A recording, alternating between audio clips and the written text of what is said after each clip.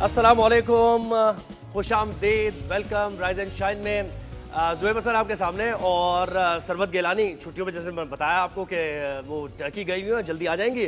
तो सरवत गिलानी की एब्सेंस में सुजैन मेरा साथ देंगी। अस्सलाम वालेकुम सुजैन, कैसी हैं आप? बिल्कुल ठीक, आप नाज़रीन से भी ज़रा सलाम दुआ कीजिए। अस्सलाम वालेकुम, कैसे हैं आप सब? उम्मीद करती हूँ कि सब खैरियत से होंगे। जी, तो जनाब आज के शो में हम दोनों आपको बड़ी ज़बरदस्त सी कुछ बातें, वो जो हमारा एक फॉर्मेट है उसको तो हम फॉलो करेंगे ही। और अच्छा, कराची आप आ चुकी है इससे पहले या फिर बहुत दफ़ा आना हुआ? जी, कराची की स्पेशलिटी है कि कराची के खाने बहुत अच्छे हैं। खाने बहुत अच्छे। तो कल रात को भी मैं रात 3 बजे तक खाती ही रही। ओ, फिर 3 बजे यानी खाने के बाद आप उठ गई सुबह? उठ की आसानी से। क्या बात है। अभी मैं अब सोच रही हूँ कि आगे मैं क्या खाऊंगी, अब मेरा नाश्ता क्या होगा, फिर दोपहर को मैं क्या खाऊंगी। तो कराची आने का सबसे बेस्ट बात ये है कि खाना प्लान कर रही है कि जनाब कराची आई हूँ तो पूरा उसको यूटिलाइज करना है। तो आज जैसे हमारा फॉर्मेट है, आज हम पहले आगाज करेंगे अच्छी बात से। अच्छी बात क्या है आज की? अच्छी बात यह है कि ज़िंदगी बहुत कीमती है, जो कि नो डाउट है, और सबको अपनी ज़िंदगी की कदर होनी चाहिए। बिल्कुल। सो ये मुझे लगता है कि अपनी ज़िंदगी की कदर करनी चाहिए, अपनी ज़िंदगी को खूबसूरत बनाना चाहिए और हर लम्हा एंजॉय करना चाहिए। बिल्कुल। ना कि डिप्रेशन में आप रह के ज़िंदगी बहुत कीमती है, इसे मायूस कुन बातों के बारे में सोचते हुए ज़ाया ना करें। बिल्कुल कोई नई राहें निकालने, नई राहें तलाश करने की कोशिश करें और इस कीमती ज़िंदगी को, इस प्रेशियस लाइफ को भरपूर तरीके से, भरपूर अंदाज में जिए। क्योंकि देखें, एक ही दफ़ा ज़िंदगी मिलती है, उसके बाद हेयर आफ्टर किसने देखा है कि क्या होने जा रहा है। तो ये हमारी अच्छी बात हो गई कि अपनी ज़िंदगी की कदर करें। कदर करेंगे तो फिर लोगों की भी कदर करेंगे और ज़ाहिर मामला और ज़िंदगी में अपने रब को ज़रूर राज़ी रखें, क्योंकि जब रब राज़ी तो सब राज़ी। तो ये चीज़ जो है ये बहुत इंपॉर्टेंट है। और वर्ड ऑफ द डे आज का लफ्ज़, आज का वर्ड ऑफ द डे है थ्राइव। थ्राइव को हम किस तरह से डिफाइन कर सकते हैं? थ्राइव इज लाइक के you gain prosperity in every field of life. Thrive for a better future, आप अच्छे फ्यूचर की तरफ थ्राइव करें, like a struggle for a positive way. तो इसको थ्राइव को हम इस तरह से डिफाइन कर सकते हैं। बिल्कुल ऐसे ही, यानी आप हमेशा, जैसे हमने ये कहा ना कि ज़िंदगी से ही जुड़ी हुई बात है ये, कि अगर आप ज़िंदगी की अपनी कदर करेंगे तो फिर आप जब चीज़ों के बारे में सोचना शुरू करेंगे और आगे अपने कोई टारगेट्स, आपने गोल सेट किया है तो उसके लिए थ्राइव करेंगे, उसके लिए आप पॉजिटिव इंटेंट के साथ आगे जाएंगे और जब पॉजिटिव इंटेंट से बढ़ेंगे तो यकीनी तौर पर कामयाबी आपको मिलेगी। तो सुजैन, क्या ख्याल है फिर? आपने वैसे शो देखा है हमारा? बिल्कुल देखा है। तो अब हम क्या हमने टॉप स्टोरीज करनी है? टॉप स्टोरीज करनी है। तो टॉप स्टोरीज में जनाब पहली हमारी टॉप स्टोरी ये है कि मुस्लिम लीग नून और पीपल्स पार्टी की 27वीं आईनी तरमीम लाने पर, यानी ये 26वीं आईनी तरमीम तो आ गई थी 25 से पहले, तो अब 26 के बाद 27वीं आईनी तरमीम भी लाई जाएगी और इसकी तैयारी कर ली गई है। क्योंकि कहा जा रहा है मुख्तलिफ हल्कों की तरफ से, और जो हमारी लॉयर्स फ्रेटर्निटी है या फिर कानूनी जो मामलात हैं, जो अदालती मामलात हैं, कि 27वीं तरमीम लाए बगैर ज़रा सूरत हाल मुश्किल हो जाएगी। तो इसी पर सोचा जा रहा है। वज़ीर-ए-आज़म शहबाज शरीफ और बिलावल भुट्टो की बैठक हुई है और 26वीं आईनी तरमीम में खामियां दूर करने के लिए 27वीं तरमीम लाने पर तबादला ख्याल किया गया। JUI के सरबराह मौलाना फजल रहमान को पेशगी ऑन बोर्ड, यानी 26वीं आईनी तरमीम में यह हुआ था कि मौलाना फजल रहमान को ऑन बोर्ड लेने की कोशिश तो की गई थी, लेकिन फिर ऐसा हुआ कि मौलाना फजल रहमान ज़रा राज़ी होते दिखाई नहीं दिए और फिर उसके बाद मौलाना ने जो पहला ड्राफ्ट था उसको रद्द भी कर दिया और फिर न्यूट्रलाइज हो गया वो ड्राफ्ट। तो अब ये कहा जा रहा है, ये जो बैठक हुई है इसमें, कि भाई मौलाना फजल रहमान को पहले ही पेशगी यानी ऑन बोर्ड लिया जाए और उनको सारे मामलात बताए जाए कि भाई इस वजह से अब ये 27वीं तरमीम ला रहे हैं। मुलाकात में दोनों रहनुमाओं ने 26वीं आईनी तरमीम को तारीखी करार दिया है। वज़ीर-ए-आज़म ने कहा कि तरमीम की मंजूरी का क्रेडिट तमाम इत्तेहादी जमातों को जाता है और पहले भी अवामी खिदमत से पीछे नहीं हटे थे, अब भी हम नहीं हटेंगे। चेयरमैन पीपल्स पार्टी ने कहा कि गैर जमहूरी क़ुव्वतों का रास्ता रोकने के लिए 26वीं आईनी तरमीम हम लेकर आए। तो पहली हमारी टॉप स्टोरी ये है। पहली टॉप स्टोरी तो होगी जी। दूसरी टॉप स्टोरी हमारी क्या है? दूसरी टॉप स्टोरी मैं कर लेती हूँ। वो ये है कि सिंध हुकूमत को आईनी बेंचेस तश्कील देने के लिए जुडिशल कमीशन के इजलास का इंतज़ार। आईनी बेंचेस बनाने के लिए सूबाई असम्बली से करारदाद कराना मंजूर लाजिम। कानूनी माहिरीन के मुताबिक जुडिशल कमीशन इजलास से पहले आईनी बेंचेस से मुतल्लिक करारदाद पेश नहीं की जा सकती। ज़राए के मुताबिक सूबे में जुडिशल कमीशन का इजलास बुलाने के बाद ही करारदाद सिंध असम्बली में लाई जाएगी। सिंध असम्बली का इजलास आज कैजुअल है। जी, तो बड़ा अहम इजलास सिंध असम्बली का होने जा रहा है और ये वफाकी मामला इतने चलते रहते हैं कि सिंध असम्बली और ये दीगर असम्बलीज है। लेकिन आजकल तो यही हम लोग सुन रहे हैं, जब भी टीवी लगाओ तरमीम और असम्बली का इजलास और आईनी बेंच, आईनी कॉन्स्टिट्यूशनल कोर्ट, तो ये एवरीडे की स्टोरी बन गई है। सो आई गेस अब तो ऑडियंस भी हमारे वाकिफ होंगे कि सुबह होते ही हमने आईनी तरमीम हमने से क्या शुरू बात करी करना जी। है। और अब तो ये सरप्राइज है कि 27वीं आईनी तरमीम भी आ रही है। आईनी तरमीम भी आ रही है। सो लेट्स सी कि इसके बाद 28वीं आईनी तरमीम आएगी और फिर 29वीं आएगी, क्या होगा और फिर लोगों क्या के लिए होने वाला है। फायदेमंद कैसे होगी, लोगों की Exactly. बेहतरी कैसे होने जा रही है। अच्छा, तीसरी हमारी टॉप स्टोरी बड़ी इंटरेस्टिंग है। दौरे ऑस्ट्रेलिया और जिम्बाब्वे के लिए व्हाइट बॉल टीम्स का ऐलान कर दिया गया। क्रिकेट की ये खबर है। बाबर आजम, शाहीन शाह अफरीदी और नसीम शाह की दौरे ऑस्ट्रेलिया के लिए वापसी हुई है। तीनों जो हमारे एक्सपीरियंस हमारे बॉलर्स और बैट्समैन वो वापस आए हैं दौरे ऑस्ट्रेलिया के लिए, और वजह तौर पर आए क्योंकि ऑस्ट्रेलिया की टीम ऐसी है कि उसके खिलाफ आपको एक्सपीरियंस अपने प्लेयर्स चाहिए होते हैं। जिम्बाब्वे के दौरे के लिए तीनों को आराम दिया गया। ये जो अब देखिए फ्यूचर जो हमारे आने वाले जितने भी हमारे इवेंट्स हैं उससे मुतालिक एक हिकमत अमली बनाई जा रही है कि भाई एग्जॉस्ट भी ना हो, प्लेयर्स को इंजरी भी ना हो और उनको साथ लेकर चले। Wicket keeper batter Mohammad Rizwan के लिए है खुशखबरी है कि वनडे और T20 टीम का कप्तान मुकर्रर कर दिए गए मोहम्मद रिजवान, और सलमान अली आगा नायब कप्तान होंगे। पीसीबी ने 25 कौमी खिलाड़ियों के लिए सेंट्रल कॉन्ट्रैक्ट का ऐलान भी किया। कुछ लोगों की तनज़ुली हुई है और कुछ लोगों की किस्मत जाग उठी है। ये टेस्ट टीम में जो परफॉर्म किया है जिस तरीके से पाकिस्तानी स्पिनर्स ने, तो उनको बड़ा ज़बरदस्त ये मौका मिला है। पहली बार कॉन्ट्रैक्ट में शामिल कर लिया गया है जनाब साजिद खान को। शानदार परफॉर्मेंस उन्होंने दिखाई थी। शाहीन शाह अफरीदी और नसीम शाह की ए से बी कैटेगरी में तनज़ुली हुई है, नीचे आए वो। कप्तान शान मसूद भी बदस्तूर बी कैटेगरी का हिस्सा है। बाबर आजम और रिजवान को ए कैटेगरी उनकी बरकरार रखी गई है। फ़खर जमान, इमामुल हक, इफ्तिखार अहमद, सरफराज अहमद, इमाद वसीम सेंट्रल कॉन्ट्रैक्ट से बाहर है। तो क्रिकेट की है, क्रिकेट तो हो गया। अब फाइलर्स के लिए एक बुरी खबर आप कह सकते हैं कि नॉन फाइलर्स के गिर्द घेरा मजीद तंग, गाड़ियां और जायदादें खरीद नहीं सकेंगे। वजीर ख़जाना मोहम्मद औरंगज़ेब ने खबरदार कर दिया। वाशिंगटन में प्रेस कॉन्फ्रेंस करते हुए कहा कि टैक्स के लिए किसी को भी हरासा नहीं किया जाएगा। जो कंपनियां निजी शोबे में चल सकती हैं उन्हें हुकूमत के पास नहीं होना चाहिए। पाकिस्तान दुरुस्त माशी समेत पर गामजन है। वर्ल्ड बैंक पाकिस्तान को कर्ज नहीं ग्रांट देगा। वजीर ख़जाना मोहम्मद औरंगज़ेब की दौरा अमरीका में अहम मुलाकातें भी जारी। तो जो नॉन फाइलर्स हैं ये उनके लिए एक बुरी खबर है कि अब तो ना आप घर ले सकते हैं ना आप गाड़ी ले सकते हैं। एंड आई गेस और भी ऐसे इकदाम किए गए हैं कि वो शायद ट्रेवल भी ना कर सकें, उनके नाम पे जो सिमें नहीं हैं वो भी बंद हो जाएंगी। तो आई अब गेस बस ऑप्शन ये है कि बस फाइलर बन ही जाए, बन जाए, बिकॉज इसमें नुकसान नहीं है। क्योंकि देखिए आप फाइलर बनते हैं तो आपके फायदे भी बहुत हैं, बट ये सोचा जाता है कि जी नुकसानात ही नुकसानात हैं, जबकि फायदे ज्यादा हैं। आप गाड़ी लेने जाते हैं आपको उस पर फायदा मिलता है। और देखिए इकोनॉमी रजिस्टर होगी ना आपकी, पैरेलल इकोनॉमी और ये जो सारी चीजें चल रही हैं जो कि अनरिकॉर्डेड है, तो इसकी वजह से मुल्क का नुकसान हो रहा है। बिल्कुल तो हो रहा आप अगर एक जिम्मेदार शहरी हैं तो जिम्मेदार शहरी होने का सबूत दीजिए, फायर बन जाए। इसके फायदे जैसे सुजैन भी कह रही हैं बहुत ज्यादा है आपको। तो आगे बढ़ते हैं। आगे हमारी एक और टॉप स्टोरी है कि लाहौर में फजाई आलूदगी, जिसका हम जिक्र करते रहे अपने शो पर, और अभी सर्दियां आई हैं कि जनाब एयर क्वालिटी इंडेक्स बहुत ख़राब हो गया है और स्मॉग की सूरत हाल दिखाई दे रही है। इस सिलसिले में ख़तरनाक हद तक ये आलूदगी बढ़ गई है, सांस लेना भी मुश्किल हो गया है। लाहौर दुनिया के आलूदा तरीन शहरों में देखें आप पहले नंबर पर, यानी लिस्ट इन चीज़ों में जब पहले नंबर पर लिस्ट बनती है लेकिन तो हमारे चले किसी तरह तो हम पहले नंबर पे आए ना, चाहे इसमें आगे पर पहले नंबर पे तो हम पहले नंबर पे आ गए। ये पाकिस्तान का एक रिकॉर्ड है कि हम लोग बुरी चीज़ों में पहले नंबर पे आए। पहले नंबर पर आते हैं। खैर दुआ यही है कि हम अच्छी चीज़ों में भी वैसे कई अच्छी चीज़ों में इंडिविजुअल एफर्ट्स के तहत हम पहले नंबर पर भी आ रहे हैं। But you know this thing is very dangerous, खासतौर पे बच्चों के लिए कि इससे लंग्स कितने बुरे से अफेक्ट होते हैं, और जो बुजुर्ग है और फिर इसमें तो बेहतर यही है कि घर से ना ही निकले। बिल्कुल। तो जौहर टाउन से मुत्तसिर इलाकों में AQI 1000 यानी एयर क्वालिटी इंडेक्स 1010 रिकॉर्ड किया गया। माहिरीन का आवाम को मास्क का इस्तेमाल लाजमी और घरों से बिला ज़रूरत बाहर ना निकलें, और ईंटों के भट्टे और ये जो फसलों की बाक़ियात जलाई जाती है और फिर आप ये धुएँ छोड़ने वाली गाड़ियाँ जो हैं इनका इस्तेमाल करते हैं, तो बराए मेहरबानी अपना भी ख्याल रखें, माहौल का ख्याल रखेंगे तो आपका मुल्क इस माहौलियाती आलूदगी से बच सकेगा। तो ये हमारी जनाब एक और आपके पास क्या एक और टॉप स्टोरी है? एक और टॉप स्टोरी ये है कि हमारे पाकिस्तान में गेस्ट आए हैं जो कि रूसी फेडरेशन काउंसिल फेडरल असेंबली की चेयरपर्सन वैलेंटीना, जो कि दौरे पाकिस्तान पर पाकिस्तान पहुंच गई हैं। नूर खान एयरबेस पर डिप्टी चेयरपर्सन सेनेट ने रूसी फेडरल असेंबली की चेयरपर्सन का इस्तकबाल किया। अपने दौरे के दौरान वैलेंटीना ने की क़यादत में रूसी वफ्द सेनेट से मुलाकात, बिल्कुल चेयरमैन सेनेट, सदर मुमलिकत, वज़ीर आज़म और स्पीकर कौमी असम्बली भी मुलाकात में शामिल होंगे। चेयरपर्सन वेलेंटीना आज सेनेट के खसूसी इजलास में शिरकत भी करेंगी और खिताब भी करेंगी। खिताब भी होगा और SCO के बाद देखें पाकिस्तान में सबका Yes. फोकस है और बड़े डेलीगेशन आ रहे हैं तो इट्स पाकिस्तान के वेरी लिए खुश है। पॉजिटिव थिंग कि अब हम पाकिस्तान में गेस्ट जो को अब हम वेलकम कर रहे हैं और कोई हमें ऐसे सिक्योरिटी खदशात नहीं है जो कि यूजुअली माइंड में आता है कि जी सिक्योरिटी का इशू बन जाएगा।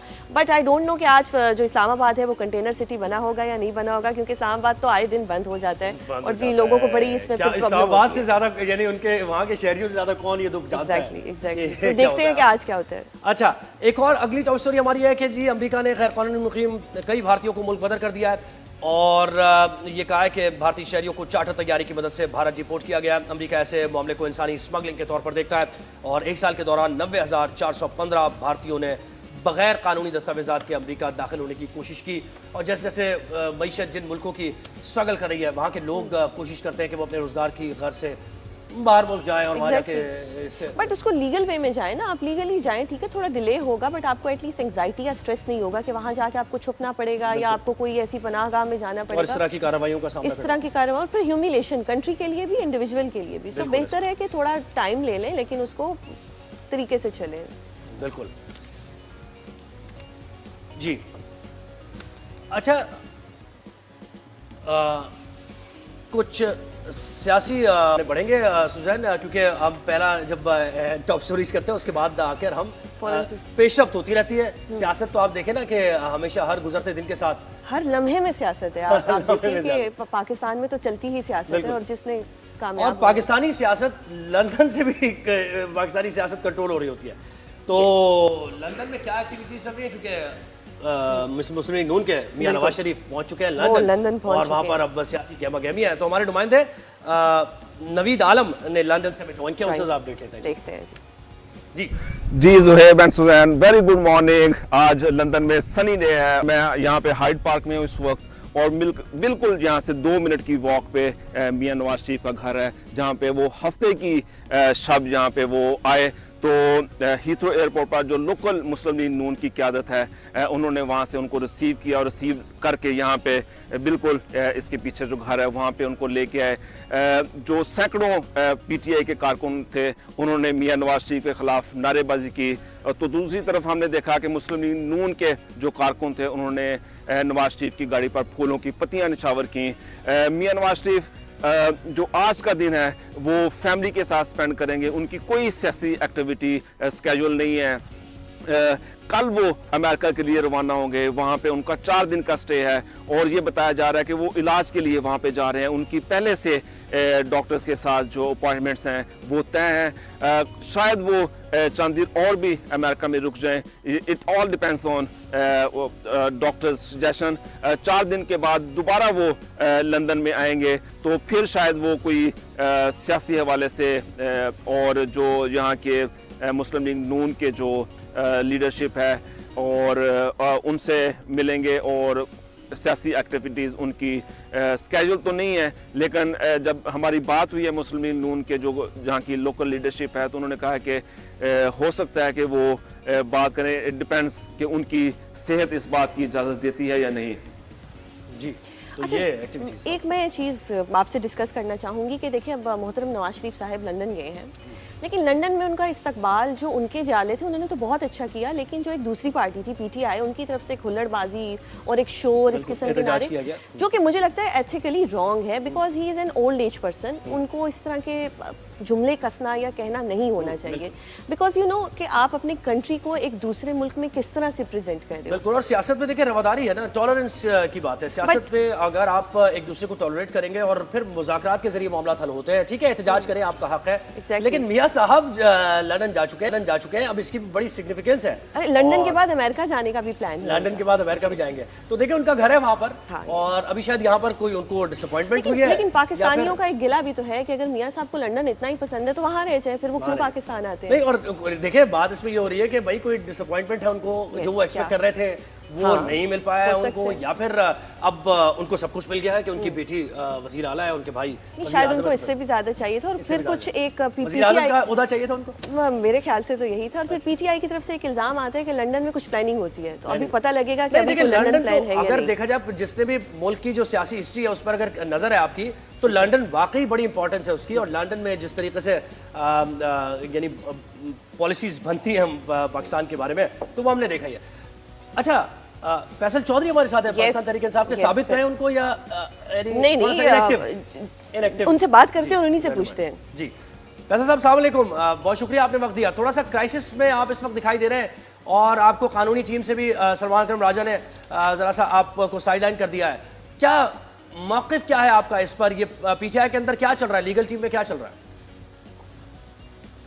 पहले तो सुजैन को मुबारक कि she has joined Thank you so much, sir. mainstream media, welcome. Thank you so हमारा much, एक हिस्सा तो आपके पास बैठा है जी, जी। और ये आपको बहुत बहुत बहुत अच्छी वकला में से हैं, तो Thank ये you so आपको much, बता सकती हैं कि वकालतनामा जो है वो वही विड्रॉ करता है जो देता है, एग्जैक्टली। उसके अलावा कोई और विड्रॉ नहीं कर सकता।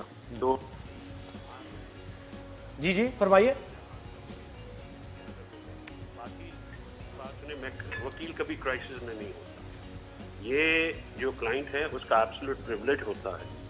अगर वो वकील की सर्विसेज से सेटिस्फाइड नहीं होगा तो वो डिसएंगेज कर सकते हैं, किसी और को ले सकते हैं। जहाँ तक मेरा ताल्लुक है, मेरे काम से मुतल्लिक जो है किसी को कोई शिकायत नहीं। मेरी नज़र से एक ट्वीट या एक्स की पोस्ट गुजरी है जिसमें हमारे अच्छे भाई हैं शोएब शाहीन साहब, उन्होंने ये कहा है कि शायद सलमान राजा ने मुझे ये कहा है कि तुम अपने भाई, अगर आप मैंने पीटीआई में रहना है तो डिसओन करें अपने भाई को।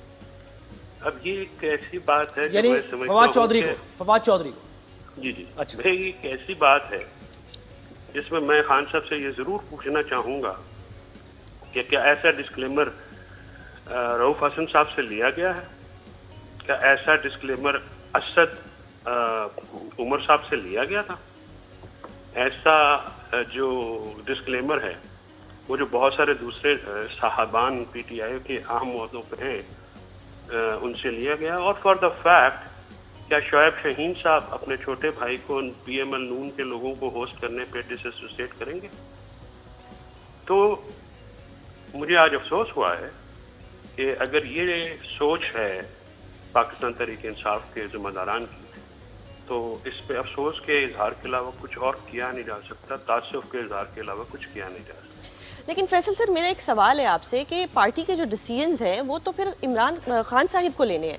तो अगर खान साहिब ने डिसीजन लेने हैं तो ये जो पार्टी में इतने इश्यूज आ रहे हैं कि पार्टी में धड़ाबंदी बन गई है, जिसमें किसी को आपसे मसला है, किसी और को किसी और से मसला है, जो कि हमने देखा है कि पीटीआई की क़यादत में ये बहुत इश्यूज आ रहे हैं और ये सोशल मीडिया पे एक दूसरे को ओपनली क्रिटिसाइज कर रहे हैं।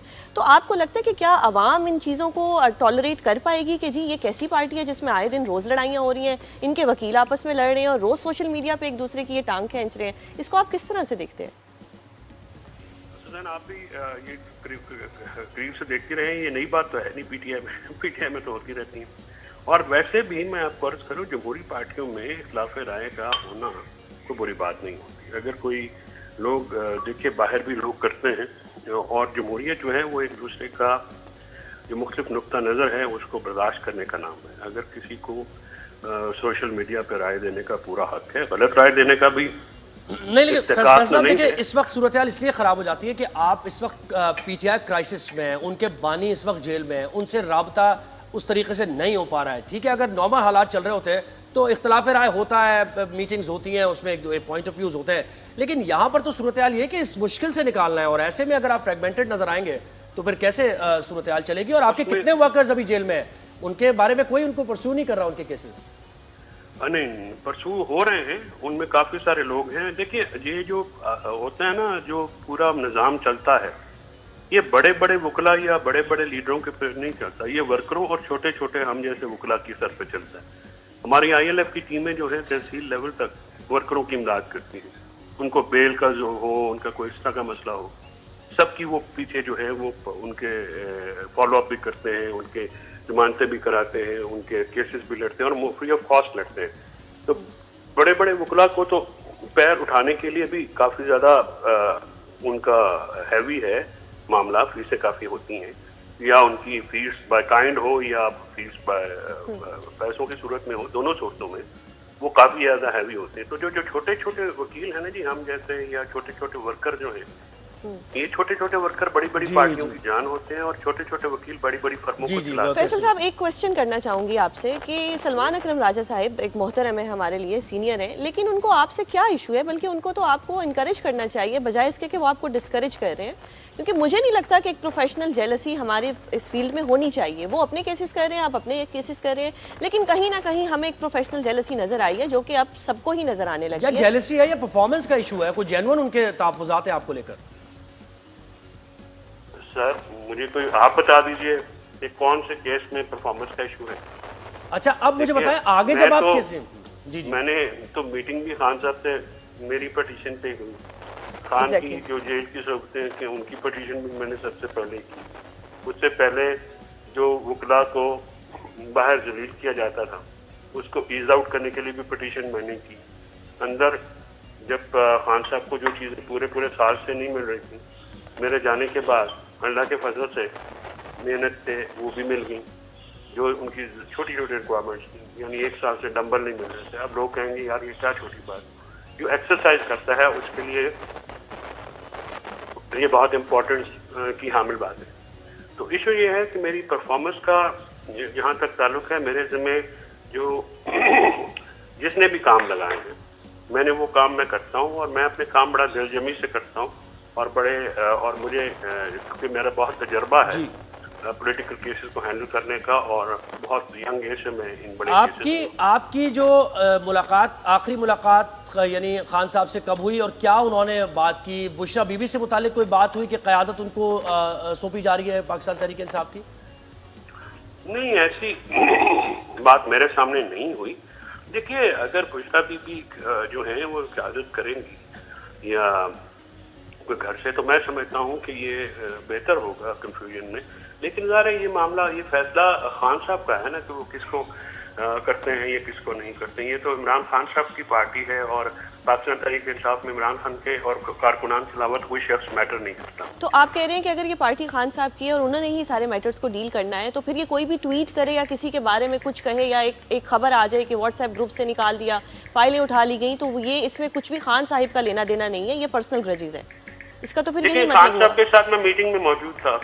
मेरे सामने जो खान साहब ने मुझे बातें बताई और कहा कि बाहर बताना जाके, तो शोएब शाहीन और मैंने जाके वो बाहर बातें, अब जिस तरह से मैंने वो प्रेस टॉक की आपके सामने है जी। और फ्रैंकली स्पीकिंग, किसी के साथ आपका ताल्लुक हो, पुराना ताल्लुक हो, और आप उसको इन सिचुएशन में देखें, तो आपके दिल पे बड़ा ग्रां गुजरता है। और खान साहब के साथ हमारा एक बहुत क्लोज रिलेशन है, आज का नहीं है, 10-15 सालों का है। तो जब आप उनको देखते हैं उस हालत में, तो आप परेशान भी होते हैं। और फवाद चौधरी से मुतालिक कोई बात हुई आपकी उनसे? फवाद चौधरी से मुतालिक खान साहब क्या समझते हैं? सर, मैंने फवाद चौधरी साहब को, बल्कि इनके सामने भी ये बात हुई थी, मैंने फवाद चौधरी साहब को कभी डिस्कस खान साहब से नहीं किया। मेरा मैंडेट नहीं है। मैं पॉलिटिकल जो पीटीआई की जो पॉलिटिकल साइड है, मैं पीटीआई का एक छोटा सा वर्कर हूँ, वोटर हूँ, सपोर्टर हूँ, खान का साथी हूँ। लेकिन जो सियासत का काम है मेरे जिम्मे नहीं है, यानी मैं पॉलिटिकल ऑफिस होल्डर नहीं हूँ पाकिस्तान तहरीक इंसाफ का। लिहाजा मैं जो फवाद साहब की ज्वाइनिंग का असल में मसला ही ये है, इनको ये लग रहा है जैसे कोई फवाद साहब ये रियलाइज नहीं कर रहे कि जो अपनी परफॉर्मेंस को इम्प्रूव करने के बजाय ये जो लड़ाइयों में पड़ जाते हैं, जिससे इन्हीं का नुकसान है। फवाद साहब की रात का इशू है, मेरे साथ इशू नहीं है, ये तो मैंने आपको बता दिया। और परफॉर्मेंस वही जिसका फवाद साहब भी इजहार कर रहे हैं कि भाई वो स्ट्रीट, अगर एहतजाज की कॉल होती है तो उसमें वो लोग नहीं निकलते हैं, पंजाब की क़यादत एक्टिव नहीं है, और दीगर चीज़ें भी उस तरीके से मौक़िफ़ नहीं पेश किया जा रहा पीटीआई, यही परफॉर्मेंस? नहीं, आप देखिए कि फवाद साहब को तो साइड पर रख दीजिए ना, वो तो एक पॉलिटिकल एनालिस्ट है। जो पीटीआई का वर्कर है वो सोशल मीडिया पे बड़ा वोकल होता है। तो जो डी चौक में हुआ या उसमें हुआ, तो वो नाराज तो थे, आपके सामने था, क्या ऐसी बात नहीं है? और अगर वो नाराज थे और ये बात अगर खान साहब तक पहुंचा दी गई, मैंने पहुंचा दी कि जी बात वर्कर्स ऐसे हैं और वहाँ पे जो उनकी नाराजगी, तो ये तो फैसल सर, एक अगर- सवाल करना चाहूंगी कि आपने कहा कि खान साहब तक आपने बात पहुंचा दी। आपकी मुलाकात के बाद सलमान अकरम राजा साहब ने उनसे मुलाकात की, तो क्या खान साहिब कानों के कच्चे हैं कि उनको जाके कोई कुछ भी कहे और वो उसकी बगैर तस्दीक किए मान लें? होता है ना सुजैन, होता ये है कि अब बात करने वाला कौन है। अगर कोई बात करने वाला जो है वो रीजनेबल आदमी हो, या जिसे तोको की जाए कि ये रीजनेबल आदमी, और वही गलत बात कर दे और वही गलत कहानी सुना दे, तो फिर ये आप खान साहब को या इसलिए नहीं कसूरवार ठहरा सकते किसी तौर पे भी। खान साहब बनी गाना में नहीं है, ठीक है। खान साहब इनकार्सरेटेड है। बिल्कुल। मुझे एक चीज बताइएगा कि ये जो हमारी आईनी तरमीम हुई है 26वीं, और इसके बाद 27वीं का भी एक आ गया है कि जी 27वीं आईनी तरमीम भी हो सकती है, इस पे खान साहब क्या कहते हैं और इस पे आपका एज अ लॉयर क्या स्टांस है?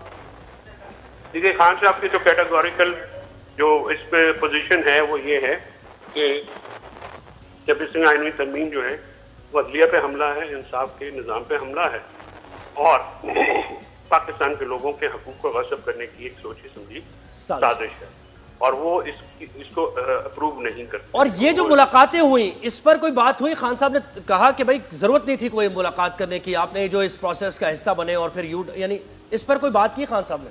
नहीं, देखिए मेरी जरा खान साहब 21 दिन की सॉलिटरी कन्फाइनमेंट के बाद आए। आप जरा वो बैकग्राउंड भी तो जहन में रखें ना, वो ड्राइंग रूम में थोड़ी बैठे होते हैं जेल में।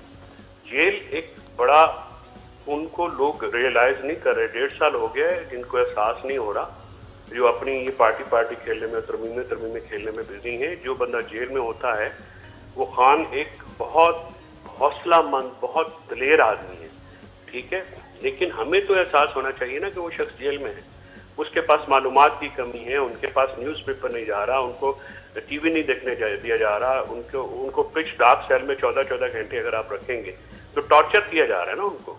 तो अगर वो वहां से उठ के हमसे मिलने आए और जब उन्होंने मुझे बताया कि you are the second one जिनसे मैं 21 दिन में मिल रहा हूँ, तो बहुत सारे आपको अलाउंस एंड कंसेशंस वहाँ पर रखने होते हैं। This is not a normal talk कि वहाँ पे जो डिसीजन होते हैं वो भी आप उनको अलाउंस देंगे कि शायद उन फैसलों के करवाने में जिन लोगों का हाथ है उन्होंने उस सिचुएशन का फायदा उठाया। फैसल सर, एक आखिरी सवाल करना चाहूंगी। ये जो बुशरा बीबी की अभी जमानत हुई, इस पे कहा जा रहा है कि डील हुई है, तो अगर ये कोई डील है तो क्या खान साहिब भी इस डील से बाहर आएंगे? क्योंकि बुशरा बीबी के बाद उनकी बहनों की भी हो गई, वो भी बाहर आ गई, तो इस पे आप क्या कहते हैं? Is it a deal? Suzanne, don't mind if I put a counter question to you. Yes. You have been dealing with the criminal cases. Yes. इन सारे केसेस में कोई मेरिट पे केस था जो दोनों बीबियों के खिलाफ? बिल्कुल नहीं, बिल्कुल नहीं। तो फिर अगर मेरिट पे बेस अगर डील होती तो खान की ये सिचुएशन जो मैंने बाहर आके बताई है, क्या वो होती? तो जाहिर है खान साहब के अंदर एक, लेकिन ये भी तो हो सकता था कि अगर बुशरा बीबी बाहर आती या अलीमा खान साहिबा बाहर आती तो एक नया केस बन जाता कि जी इन्होंने अंदर जेल के अंदर टूटी चोरी कर लिया, इन्होंने भैंस चुरा ली, कुछ भी हो सकता था, लेकिन नहीं हुआ। लेकिन वो असल में ये हुआ है कि ये टैक्टिक्स मुझे लगता है थोड़े पुराने हो गए हैं, और थोड़ा जो खवातीन के मामले में ये ऐसे केसेस व्हाट्सएप पे वैसे काफ़ी हैं, 48 केसेस हैं उनके ऊपर, तो उनमें अक्सर ऐसे ही इस तरह के केसेस है। जी फैसल चौधरी साहब, बहुत शुक्रिया, आपने राइजन शायद में वक्त दिया हमें और अपना किया, फिर पाकिस्तान तहरीक इंसाफ की क़यादत पर भी उन्होंने बड़े सवालात उठाए, डिटेल में बता दिया। और ये लाइन देखे ना आपके तरमीम खेल रहे थे, यस, तो ये अपने लीडर्स पे भी जरा तनकीद मैं करेंगे। ब्रेक पे जाने से पहले एक सवाल करना चाहूंगी कि अगर मैं कुछ करती हूँ तो क्या मेरी बहन को या मेरे पेरेंट्स को उसके लिए अकाउंटेबल ठहराया जाएगा? मतलब मेरी एक इंडिविजुअल पर्सनैलिटी है, मेरे भाई की इंडिविजुअल पर्सनैलिटी है, तो ये मुझे कुछ समझ नहीं आ रहा कि अब अल्लाह खैर करे, हम दुआ उन्होंने करते कह हैं। भी दिया ना कि भाई जिस तरह क़यादत लीड कर रही है वो भी उन्होंने खान साहब से बात कर दी, तो ये 2-3 चीजें उन्होंने बता दी। लेकिन अल्लाह खैर करे इस पार्टी के लिए। ब्रेक के बाद आते हैं और फिर मज़ीद कुछ और बातें भी होंगी, ओवरसीज पाकिस्तानीज़ होंगे हमारे साथ, क्रिकेट की बात होगी, तो एक ब्रेक लीजिए।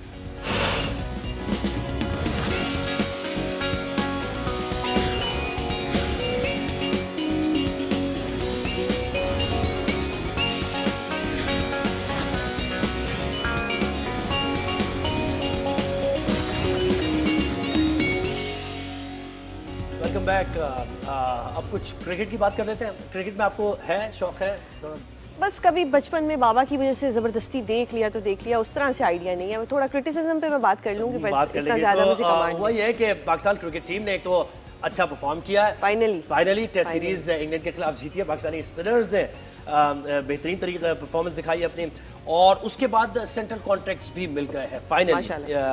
5 माह की ताखीर से खिलाड़ियों के लिए 1 साल के कॉन्ट्रैक्ट का ऐलान किया है। अब इसमें किस कैटेगरी में किस खिलाड़ी को रखा गया, एक पैकेज देखते हैं और उसके बाद टीम्स जो जा रही हैं टूर्स पर उस पर हम तज्जिया भी लेंगे। तो पैकेज देखिए जरा।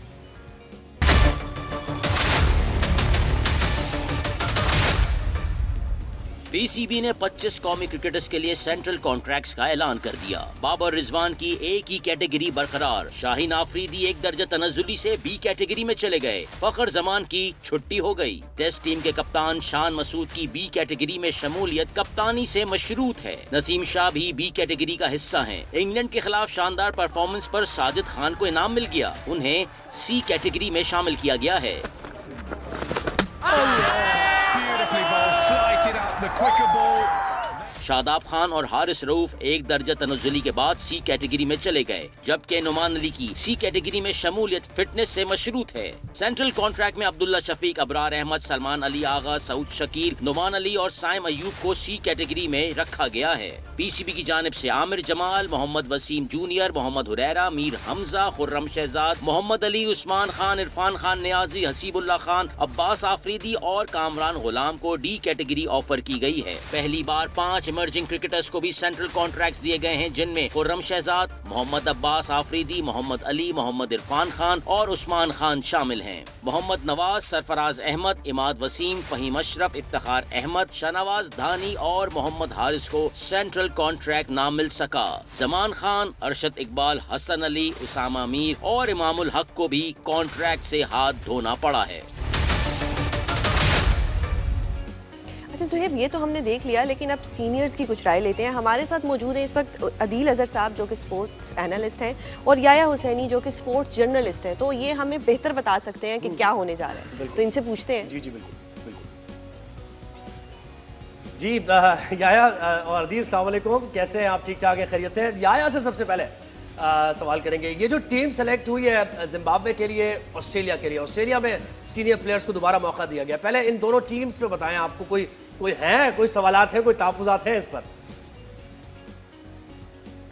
देखिए, बात दरअसल ये यूएफ की पाकिस्तान क्रिकेट बोर्ड की जो सिलेक्शन कमेटी है, उन्होंने जो ऑस्ट्रेलिया के लिए, जिम्बाब्वे के लिए टीम का अनाउंसमेंट किया है, उसमें कई नए चेहरे आपको दिखाई दे रहे हैं और वो बहुत सारे चेहरे जो पाकिस्तान क्रिकेट के इर्द गिर्द आपको दिखाई दे रहे थे चंद सालों से, वो आपको यहाँ पर दिखाई नहीं दे रहे हैं। नए खिलाड़ी टीम में जरूर आए, लेकिन मेरा ख्याल है कि नए खिलाड़ी जो है वो सोशल मीडिया की परफॉर्मेंस के ऊपर, सोशल मीडिया के ऊपर, नामों के ऊपर मुंतखब हुए। एक बार फिर हमने बहुत सारे जो डोमेस्टिक क्रिकेट के परफॉर्मर हैं उनको नजरअंदाज किया है, लेकिन इस बात से कतई नजर एक तब्दीली आई है पाकिस्तान क्रिकेट बोर्ड में, जिसको वेलकम करना चाहिए। एक ग्रुप खिलाड़ियों का जो कि डोमिनेट कर रहा था पाकिस्तान क्रिकेट की माजी की कारकर्दगी को लेकर, उसके ऊपर अब पानी फेर दिया गया है और नए खिलाड़ियों को मौका दिया गया है, जिसको मैं कहूँगा खुशाइंद है। और पुराने खिलाड़ियों को जो है वो जनाब वार्न किया गया है कि अगर आपने टीम में रहना है तो फिर कारकर्दगी, अदरवाइज आपकी छुट्टी होगी। जी अदील, आप कहिएगा। और यही वजह है कि अभी हमने फुटेज भी हम दिखा रहे हैं कि ऑस्ट्रेलिया रवानगी के वक्त बड़ा अच्छा माहौल नज़र आ रहा है बाबर और शाहीन शाह अफरीदी, और वो रिफ्ट तो आपको याद ही है ना कैप्टनसी की। तो अब बोर्ड ने सही तरीके से सर्जरी की तरफ बोर्ड जा रहा है, जिसकी वजह से अब कुछ मामला अच्छे होते जा रहे हैं। अस्सलाम वालेकुम ज़ोएब, देखिए डिसीजन हमको लेना था कि क्या वही तरीके से पाकिस्तान क्रिकेट को चलाना है या कुछ इसमें चेंज या कोई तब्दीली भी लेकर आनी है। अनफॉर्चुनेटली आई थिंक हमने ये बाबर आजम एक्सपेरिमेंट को बहुत तवील ट्रैक किया, उसमें हमसे गलती भी हुई। शाहीन को कप्तान बना के फिर शाहीन को कप्तानी से हटा के शायद हमने उससे बड़ी गलती कर दी थी। आई थिंक एक अच्छी चीज जो देखने में आई है पहले टेस्ट की बदतरीन शिकस्त के बाद, वो ये कि एक रीसेट का बटन जो है पाकिस्तान क्रिकेट बोर्ड में बज़ाहिर लगता है कि दबाया गया है। And I think I think बहुत ज्यादा डिस्कशन फखर जमान के सिलेक्शन या स्क्वाड में और कॉन्ट्रैक्ट में ना होने के हवाले से है, वो एक डिबेटेबल इशू है। लेकिन मेरा ये ख्याल है I think these are all steps in the right direction और इंशाल्लाह आपको कम से कम वो जो एक मोनोपोली खिलाड़ियों की क्रिएट हो गई थी वो आपको टूटती हुई नजर आ रही है। जी, और याया स्पिनर्स ने जो परफॉर्म किया अभी टेस्ट सीरीज में, आप देख रहे हैं कि क्योंकि देखिए ऑस्ट्रेलिया में तो आपको फास्ट बॉलर्स और उस तरीके से परफॉर्म करते हुए नजर आएंगे, तो एक बड़ा टेस्ट भी होगा इन दोनों स्पिनर्स का। ये विकेट तो ड्रिफ्ट भी कर रही थी और ग्रिप भी हो रहा था और टर्न भी हो रहा था, न्यू बॉल टर्न कर रही थी, लेकिन अब देखना होगा कि क्या इन दोनों स्पिनर्स को T20 और वनडे का भी हिस्सा आगे चल के बनाया जाता है या नहीं। देखिए ज़ोएब, सेंट्रल कॉन्ट्रैक्ट में तो दोनों ही को लिया गया है, साजिद को भी लिया गया है, नुमान को भी लिया गया है गैर मामूली कारकर्दगी के ऊपर। बट नुमान अली की जो सेंट्रल कॉन्ट्रैक्ट में शमूलियत है उसको फिटनेस के साथ मशरूत किया गया है। लेकिन हम अपनी गलतियों से मुझे कहीं लगता है कि सीख नहीं रहे हैं। आप होम ग्राउंड पर अपने स्पिनर्स के साथ जीते जरूर हैं। आप इंटरनेशनल क्रिकेट को अगर आप देखिए तो वहां पर व्हाइट बॉल क्रिकेट में स्पिनर्स का बड़ा किरदार है। आप शादाब खान को खिलाते रहे, अब ऑस्ट्रेलिया के दौरे में ना शादाब है ना ओसामा मीर है, लेकिन आप फैसल अकरम को लेकर जा रहे हैं, सुफियान मुस्तकीम को लेकर जा रहे हैं। मुझे कहीं ऐसा लगता है कि इस टीम में साजिद खान की जगह बनती थी। अब इंटरनेशनल क्रिकेट को अगर आप देखें तो टीमें जो है व्हाइट बॉल क्रिकेट में 2-2, 3-3 स्पिनर के साथ ऑपरेट कर रही हैं। ठीक है, आपने 6 फास्ट बॉलर को ऑस्ट्रेलिया के दौरे में रखा है, लेकिन ऑस्ट्रेलिया में ये किसने कहा कि आपको स्पिनर काम करके नहीं देगा? तो यहाँ पर मुझे कहीं ऐसा लगता है कि हम थोड़ा सा जो है वो लैग कर रहे हैं और स्पिनर आज वक्त की जरूरत है, चाहे व्हाइट बॉल क्रिकेट हो चाहे रेड बॉल क्रिकेट हो, उसको हम लैग कर रहे हैं। दूसरा जो इस वक्त चीजों को जिस तरह लेकर चलने की कोशिश की जा रही है, बहुत सारी चीजें ठीक हुई हैं, बहुत सारी चीजों पर अब भी सवाल मौजूद हैं। जिस तरह आप ताइम अयूब को देखिए, ताइम अयूब को आपके वनडे क्रिकेट में रखा लेकिन T20 क्रिकेट में आपने उनको शामिल नहीं किया, तो ये उनके लिए भी एक पैगाम है, क्योंकि आप जब तक लॉन्गर वर्जन क्रिकेट में परफॉर्म करेंगे तो आप शॉर्टर वर्जन में तो कभी भी आ जाएंगे। जहां तक बाबर आजम और रिजवान की बात है, शाहिद शाह आफरीदी, नसीम शाह, बाबर आजम, इनको जो है वो जिम्बाब्वे के दौरे में आराम कराया गया। इवन रिजवान आपको जिम्बाब्वे के दौरे में दिखाई नहीं देंगे और वहां पर जो है वो कप्तानी T20 क्रिकेट में करते हुए आपको सलमान अली आजाद दिखाई देंगे। एक सवाल मैं करना चाहूंगी आपसे, मुझे बताइएगा कि हाउ डू यू सी जो हमारे रिजवान साहिब हैं उनको एज अ कैप्टन आप किस तरह से देखते हैं और क्या वो इस टीम को लेके चल सकेंगे कि जो कोई इख्तलाफ आएगा वो उसको किस तरह से डील करेंगे? देखिए आप मुझसे पूछे आपने। जी अदिल आप बताइए। अदिल अगर आप मेरा पॉइंट ऑफ व्यू उसमें लें, देखिए जी रिजवान वाज मैं ये समझूंगा कि एक नेचुरल सक्सेसर थे बाबर के लिए, बल्कि lot of people might say कि शायद हमने ये डिसीजन 1-2 सीरीज थोड़ा सा लेट किया है। रिजवान अपनी कप्तानी के क्रेडेंशियल्स पाकिस्तान सुपर लीग में प्रूव कर चुके हैं। मुल्तान सुल्तान के वो थ्रू आउट कप्तान रहे हैं और उनकी कैप्टनसी में ना सिर्फ मुल्तान सुल्तान जीता है बल्कि फाइनल में रेगुलरली जो है वो परफॉर्मेंस दिखा रहा होता है। रिजवान एक समझदार खिलाड़ी हैं। यस, थोड़ा सा उनका ऑन फील्ड एंटिक्स है जो थोड़े बहुत आई थिंक बहसियत कप्तान उनको, जिसमें वो कहते हैं कि जी अपनी इंजरी कभी कभार वो एक्टिंग करते हैं और कभी कभार रियल होती है। I think he has got to become a bit serious about these things. However मेरा ये ख्याल है कि he is a natural successor. शायद थोड़ा डिसीजन लेट हुआ है। I am very positive about it. Rizwan by his nature एक अग्रेसिव प्लेयर है, डिफेंसिव माइंडसेट नहीं रखते और आई थिंक जो पिछले 2-3 साल 3-4 साल में हमने डिफेंसिव हॉल में चली गई थी Pakistan cricket team, safety first approach जिसको कहा जाता है, जिसका किसी को कोई फायदा नहीं हुआ। तबाह हो गया पाकिस्तान के स्टैट्स और रिकॉर्ड। छोटी छोटी टीमें आके हमको हराई जा रही थी इस डिफेंसिव माइंडसेट की वजह से। मैं ये उम्मीद करता हूँ, ऑस्ट्रेलिया का दौरा हमेशा बहुत टफ होता है, लेकिन मैं ये उम्मीद करता हूँ कि रिजवान एक बाबर से कम एक बेहतर कप्तान साबित होंगे। ठीक है याया साहब, आपसे भी यही सवाल करूंगी क्योंकि इन्होंने तो अपना मौक़िफ़ दिया कि वो बाबर से बेहतर साबित होंगे। आप इस पे क्या कहते हैं कि क्या वो वाकई बेहतर साबित होंगे या कोई प्रॉब्लम आई जाएगी? देखिए रिजवान को जो कप्तान बनाया गया है, रिजवान की बड़ी देरी ना ख्वाहिश थी कप्तान बनने की, लेकिन अब उन्होंने जब कप्तानी हासिल की है तो उनके हाथ खाली हैं, ये मैं आपको बता दूं। और लॉन्ग टर्म पॉलिसी नहीं है ये पाकिस्तान क्रिकेट बोर्ड की। ठीक है, मोहम्मद रिजवान की ख्वाहिश जरूर पूरी हुई, लेकिन मोहम्मद रिजवान पाकिस्तान क्रिकेट बोर्ड की लॉन्ग टर्म पॉलिसी में नहीं है। और मोहम्मद रिजवान जो है वो कप्तान जरूर बने हैं, लेकिन उनके लिए ये इतना आसान नहीं होगा, क्योंकि बतौर कप्तान वो अपने आप को ज्यादा मुझे उनका फ्यूचर दिखाई दे नहीं रहा है, क्योंकि पाकिस्तान के फ्यूचर प्लान में बतौर कप्तान जो है वो सलमान अली आगा है। और मोहम्मद रिजवान जो है मैं सिर्फ इतना ही कह सकता हूँ कि वक्ती तौर पर कप्तान बने। ठीक हो गया। याया साहब एक और सवाल आपसे करूंगी। ये बात एक और पॉइंट, लेकिन यहाँ पर याया ये भी आता है, पाकिस्तान क्रिकेट में कौन सी लॉन्ग टर्म प्लानिंग होती है आप ये दिखाइए। आप देखें ना कि जी आपको खुद नहीं पता, आपको शान का भी नहीं पता कि वो पाकिस्तान के लॉन्ग टर्म कप्तान, उनकी कप्तानी की बुनियाद पर उनको कॉन्ट्रैक्ट दिया गया है सब्जेक्ट टू हिज कैप्टनसी। सो हमारी लॉन्ग टर्म प्लानिंग होती है अनफॉर्चुनेटली। अदील याया आप ये बताइए कि देखें फेवरेटिज्म का मसला तो है, पाकिस्तान टीम में एक 11 की टीम होती है, लेकिन उसके अंदर भी 3-4 टीम्स होती है। बाबर आजम का जिसे हमने देखा कि उनके 4-5 प्लेयर्स थे जिनको वो खिलाना चाहते थे। रिजवान को आप कैसे देखते हैं, क्योंकि बाबर के दौर में रिजवान भी टीम का हिस्सा हुआ करते थे हमेशा, तो क्या कोई फेवरेटिज्म आप देख रहे हैं टीम में दोबारा से और वही प्रॉब्लम देख रहे हैं? देखिए, जो भी टोबैकल पाकिस्तान क्रिकेट टीम में हुआ है उसमें मरकजी किरदार मोहम्मद रिजवान का ही है। जिस तरह आपने अभी इंग्लैंड के साथ सीरीज में साजिद को लिया, स्पिन विकेटें बनाई, नोमान को लिया, वक्त की जरूरत थी और सूरत हाल के मुताबिक आप खेले। तो सूरत हाल इस वक्त यही थी कि आप रिजवान को कप्तान बनाते और आपने रिजवान को कप्तान बनाया है। लेकिन फिर मैं आपसे यही कहूंगा कि रिजवान पाकिस्तान क्रिकेट बोर्ड की लॉन्ग टर्म पॉलिसी में नहीं है और जिस तरह बाबर आजम ने खुद कप्तानी छोड़ी, आने वाले दिनों में बाबर आजम रिजवान दोनों के लिए टीम में रहना भी बहुत मुश्किल और चैलेंजिंग मरहला होगा।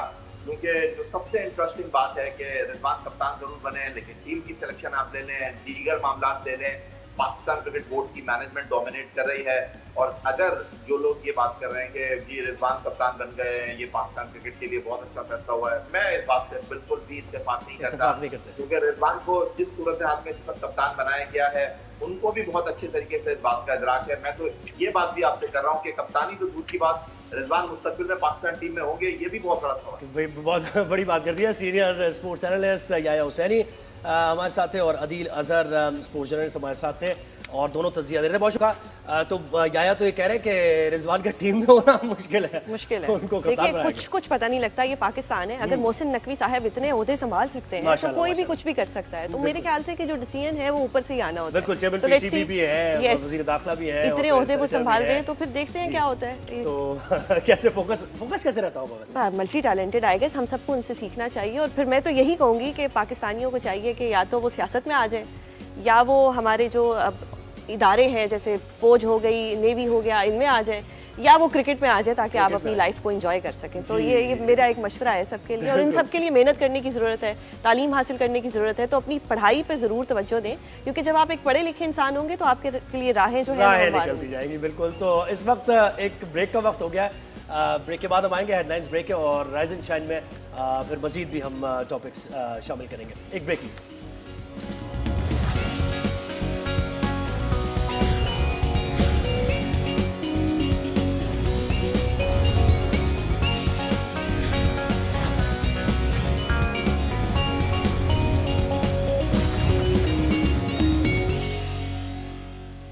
Welcome back. Rise and shine में एक बार फिर आपको खुशामदीद। और अब हम कुछ बात करते हैं सुजैन ओवरसीज़ पाकिस्तानीज़ की।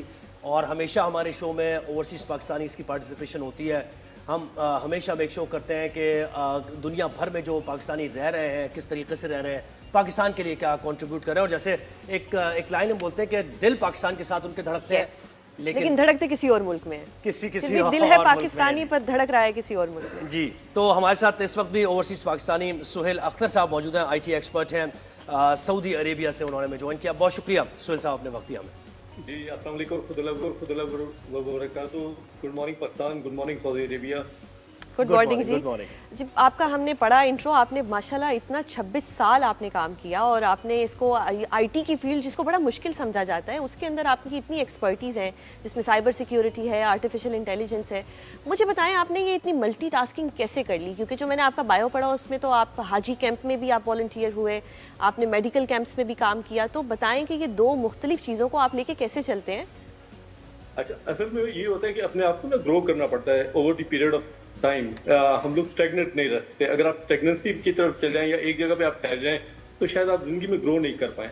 अच्छा, इसके अलावा मेडिकल कैंप और हाजी कैंप ये आपने कम्युनिटी को पे बैक करना होता है। आपने लोगों से सीखा होता है। आपने कम्युनिटी को, पाकिस्तानी कम्युनिटी को आपने दिल करता है कि कुछ लोगों के लिए भी किया जाए। तो इस वजह से हाजी कैंप में और मेडिकल कैंप में कोशिश करते हैं अल्लाह ताला जो काम हमसे ले सके।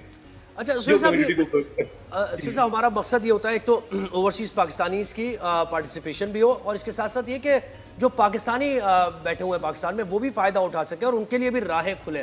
तो IT सेक्टर सऊदी अरब में आप कैसे देखते हैं, कितना पोटेंशियल है इसमें कि पाकिस्तानीज़ आ सकते हैं और आप कितने पाकिस्तानीज़ की सपोर्ट कर रहे हैं वहाँ पर बुलाने के लिए? अच्छा देखिए, इस वक्त अगर आप सऊदी अरब मार्केट को देखें, विजन 2030 तो काफ़ी अपॉर्चुनिटीज आ रही हैं और काफ़ी पाकिस्तानी आ भी रहे हैं सऊदी मार्केट में। और मुझे लगता है कि फ्यूचर साइबर सिक्योरिटी का और आर्टिफिशियल इंटेलिजेंस का जो हब होगा वो सऊदी अरब होगा और काफ़ी अपॉर्चुनिटीज़ हैं। अगर आपके पास राइट स्किल्स हैं, आपके पास कम्युनिकेशन स्किल्स अच्छे हैं, आप प्रेजेंटेबल हैं, आपके पास राइट सर्टिफिकेशंस हैं, तो आप क्यों नहीं market is open. Saudi Arabia बहुत एक्सेप्टेबल मार्केट है, बहुत डाइवर्सिफाइड मार्केट है और लोग इंटरेक्ट हो रहे हैं। तो आपने जैसा कहा कि यहाँ पे अपॉर्चुनिटीज़ हैं, तो क्या आपको लगता है कि ये अपॉर्चुनिटीज़ पाकिस्तान में नहीं है कि हमारे टैलेंट को पाकिस्तान से बाहर जाके अपनी खिदमत देनी पड़ी है? आप क्या आप ऐसा सोचते हैं? नहीं, मैं बिल्कुल ऐसा नहीं सोचता। देखें, पाकिस्तान में बहुत ज़्यादा पोटेंशियल है माशाल्लाह से। पाकिस्तान से ही कंपनीज ओवरसीज में सपोर्ट कर रही हैं। मुझे लगता है कि पाकिस्तान में बहुत काम हुआ आईटी सेक्टर में पिछले 5-10 साल में। मैंने देखा है बहुत पोटेंशियल है माशाल्लाह से, और मुझे उम्मीद है कि future is Pakistan and Saudi Arabia, जो मुझे यकीन है कि it will be a leading countries in IT and cyber security. और सऊदीया में पाकिस्तानी कम्युनिटी कैसे रहती है? आप जैलन करके, यानी एक दूसरे के मसाइल अगर होते हैं तो फिर मिलकर हल करते हैं? फॉरेन ऑफिस आपका कैसे हमारा काम कर रहा है वहाँ पर? और देखिए जी जी जी जी माशाल्लाह से यहाँ पे जो पाकिस्तान एम्बेसी रियाद है वो बहुत ज़्यादा सपोर्टिव है, हर मामले में कम्युनिटी की हेल्प करती है। कम्युनिटी बहुत जल्द होकर रहती है, जिस तरह हाजी कैंप, मेडिकल कैंप्स हो गए और हज वॉलंटियर्स हो गए, ये सब पाकिस्तानी इसकी कंट्रीब्यूशंस है। और जो नया पाकिस्तानी आता है हम लोग कोशिश करते हैं कि उसको पाकिस्तानी जो सऊदी अरेबियन मार्केट है उसके अंदर जल्द किया जा सके। सुहेल साहब, एक आखिरी सवाल करूंगी कि आपको लगता है कि जो आर्टिफिशियल इंटेलिजेंस है ये थ्रेट है आने वाले वक्त के लिए, पॉजिटिविटी के अलावा नेगेटिविटी में? नहीं मैम, कोई टेक्नोलॉजी जो होती है वो कभी थ्रेट नहीं होती। याद लेकिन देखिएगा, हमने ये पाकिस्तान में हमेशा देखा कि खुदा ना खास्ता बच्चियों की पिक्चर्स को मिसयूज किया गया, फेक वीडियोस बनाई गई जो सोशल मीडिया पे आई, फिर एफआईए का एक्शन लेते लेते सालों साल लग गए। तो मैं इस सेंस में सवाल करना और वहाँ क्या कवानीन है इस सिलसिले में? देखें, मैं पहले सवाल का जवाब दे दूं। देखिए, हर चीज़ का एक नेगेटिव और पॉजिटिव पहलू होता है, बिल्कुल आपकी बात सही है, लेकिन उसको आपने हर चीज़ को आपने पॉजिटिव और नेगेटिव साइड पे देखना होता है। आप उसको कैसे अपने माशरे को या अपने जो यूथ है उसको कैसे ट्रेन करके पॉजिटिविटी की तरफ लेके जाते हैं।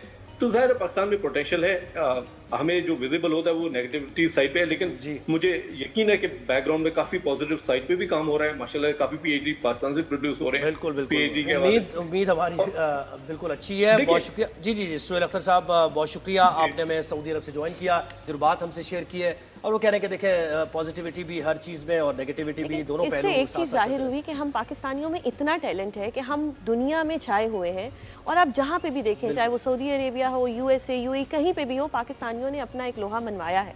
ये एक बड़ी पॉजिटिव बात है। यानी अगर पाकिस्तान में आप ये कहना चाह रही हैं अपॉर्चुनिटीज उनको मिले, पेट्रोलाइज किया जाए, यस, तो आप देखिए पाकिस्तान कहाँ पहुँच जाएगा। बिल्कुल ऐसे ही है। अच्छा, आप इससे पहले भी 26वीं आईनी तरमीम की हम बात कर रहे थे, तो इसमें 27वीं भी होने वाली है, 27वीं भी होने वाली है। तो 26वीं आईनी तरमीम में कुछ अहम चीज़ें भी हैं। वो इंटरेस्ट फ्री पाकिस्तान से मुताल्लिक है, जो मौलाना फजल रहमान ने इंडक्ट कराई हैं, और इसके लिए वो क्रेडिट भी ले रहे हैं। लेकिन देखना ये है ना कि क्या ये इम्प्लीमेंट होता है या नहीं होता, क्योंकि 2022 में भी एक जजमेंट आ चुकी है, लेकिन अब इसको आपने बाकायदा कॉन्स्टिट्यूशन में शामिल किया है, तो अब देखते हैं कि इसके पॉजिटिव असरात क्या होते हैं, नेगेटिव। और आईन में जो चीज़ शामिल है उस पर तो अमल दरामद करना ही है ना, फिर तो कोई ऑप्शन आपके पास नहीं है। तो आईनी तरमीम में इस्लामी बैंकारी को फरोग में मदद की गर्ज से 1 जनवरी 2028 तक मुल्की मईशत से रिबा या सूद को ख़त्म करने की कानून साजी भी शामिल है। और वफाकी शरई अदालत पहले ही 2022 में जैसे बता रही थी सुजैन, हुकूमत को पाकिस्तानी मईशत से 2027 तक इस्लामी अहकामात के मुताबिक सूद के निज़ाम को ख़त्म करने से मुताल्लिक़ फैसला दे चुकी है। अब सवाल यह है कि सूद के खात्मे को आइन में शामिल करने की ज़रूरत क्यों पेश आई, और अगर इस पर अमल नहीं किया गया तो क्या ये आइन की खिलाफ वर्जी होगी, और क्या फिर इस पे कोई होगा, कोई एक्शन लिया जाएगा, क्या नतीजा निकल सकता है? तो जनाब, इस पर हमारे साथ डॉक्टर इमरान अशरफ उस्मानी साहब हैं, माहिर इस्लामी मुआशियात हैं। बहुत शुक्रिया डॉक्टर इमरान साहब, आपने हमें वक्त दिया। ये बताइएगा कि आइनी तरमीम में 2028 तक सूद को ख़त्म करने की बात हुई है, और वफाकी शरई अदालत का तो हमने बताया आपको कि 2022 में ये हुकूमत को कह चुके हैं कि भाई, तो इसमें सवाल यह है कि अब सूद के खात्मे को आइन में शामिल करने की जरूरत क्यों पेश आई, जबकि एक फैसला मौजूद था, उस पर अमल दरामद करना चाहिए था। हमारा मुल्क एक इस्लामी जमहूरिया पाकिस्तान, एक नज़रियाती मुल्क है, और इस मुल्क को ला इलाहा इल्लल्लाह की बुनियाद पर बनाया गया है, और इसके आइन में ये दर्ज है कि यहाँ पे तमाम क़वानीन और तमाम मामलात इस्लामी तरीक़े से होंगे। सुप्रीम कोर्ट की शरीयत अपील बेंच ने अब से तकरीबन 20 साल पहले ये फैसला दिया था कि जो कमर्शियल बैंक हैं उनका जो सूद है या इंटरेस्ट है या मार्कअप है वो दरहकीकत रिबा के ज़ुमरे में आता है, लिहाजा उसे ख़त्म करना चाहिए, और उसने मुतबादिल तजावीज़ भी दी थी। इसी तरह इस्लामी नज़रियाती कौंसिल ने 80 की दिहाई में बहुत सारी तजावीज़ दी थी कि किस तरीके से इस सूदी निज़ाम का खात्मा हो और इस्लामी बैंकिंग सिस्टम चलाया जाए। तो अल्हम्दुलिल्लाह उसके बाद से काफ़ी सारे इस्लामी बैंक वजूद में आए, जो बाज़ तो ऐसे थे जो मुकम्मल इस्लामी बैंकिंग कर रहे थे, बाज़ ऐसे थे जो अपनी विंडो के ज़रिए इस्लामी बैंकिंग कर रहे थे। तो तकरीबन तमाम बैंकों की विंडोज़ इस्लामी बैंकिंग खुल चुकी हैं और उसमें हर किस्म की जो बैंकिंग की जो सर्विसेज हैं, चाहे डिपॉजिट साइड की हों, चाहे उनकी बिज़नेस या एसेट साइड की हों, वो सब इस्लामी बुनियादों पे कर रहे थे। और गुज़िश्ता तकरीबन 25 साल से ये काम जारी व सारी है और बहुत तेज़ी के साथ पाकिस्तान के अंदर बढ़ रहा है और अब तकरीबन 25% से ऊपर जो टोटल बैंकिंग का हुजूम है उसके अंदर 25% से ऊपर इसका हुजूम है। जी सर, एक सवाल मैं भी आपसे करना चाह रही हूँ कि वो ये है कि बहुत से सवालात उठ रहे हैं कि जी ये सूद जो है ये रहेगा, इसका सिर्फ नाम बदल के इसको किसी और तरीके से जारी रखा जाएगा। तो इसको आप किस तरह से देखते हैं? क्या जो इस्लामी बैंकिंग में ये ट्रांसफ़र हो सकते हैं जो हमारे रिवायती बैंक हैं, इस पे बताइएगा कुछ। बाद बैंकों ने अपने पूरे बैंक को, जैसे फैसल बैंक ने अपने पूरे बैंक को ट्रांसफॉर्म किया और इस्लामिक बैंकिंग में तब्दील किया। तो ये अल्हम्दुलिल्लाह चंद ही अरसे में ये काम मुकम्मल हुआ। यहाँ तक कि मीज़ान बैंक ने 2 बैंकों को अक्वायर किया। एक पहले सोसाइटी जनरल, उसको अक्वायर करने से पहले उसको पहले ट्रांसफॉर्म किया। इसी तरह HSBC उसको अक्वायर किया और उसको अक्वायर करके उसको ट्रांसफॉर्म किया। तो उसके अंदर भी अल्हम्दुलिल्लाह बहुत आसानी से ट्रांसफॉर्मेशन हो गई।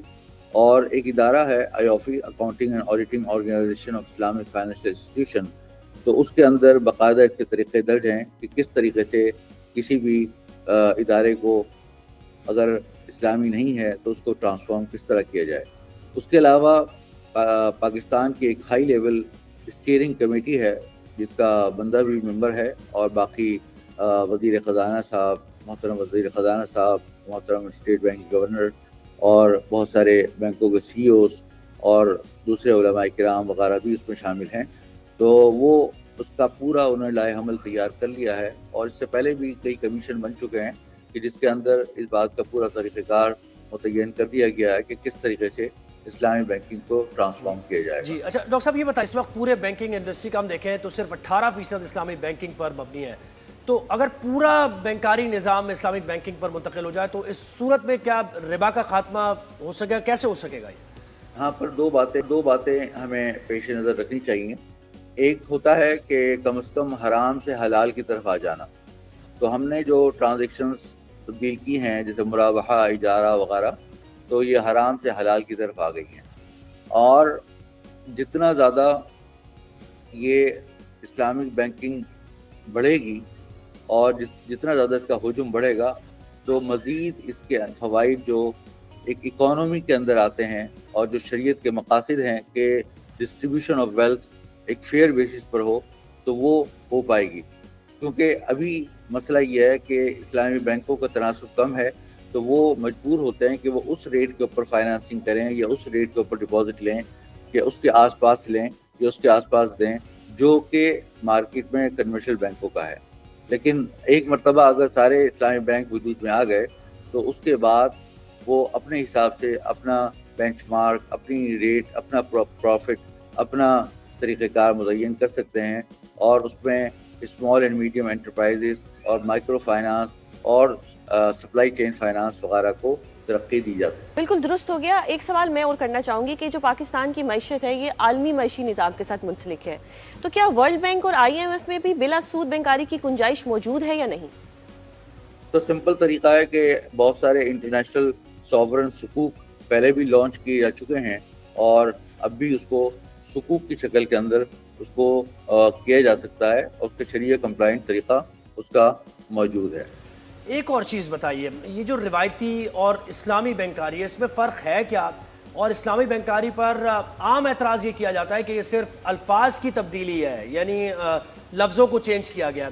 इसकी हकीकत क्या है और ये फ़र्क ज़रा सा वाज़ेह कर दीजिए। बहुत बड़ा फ़र्क है।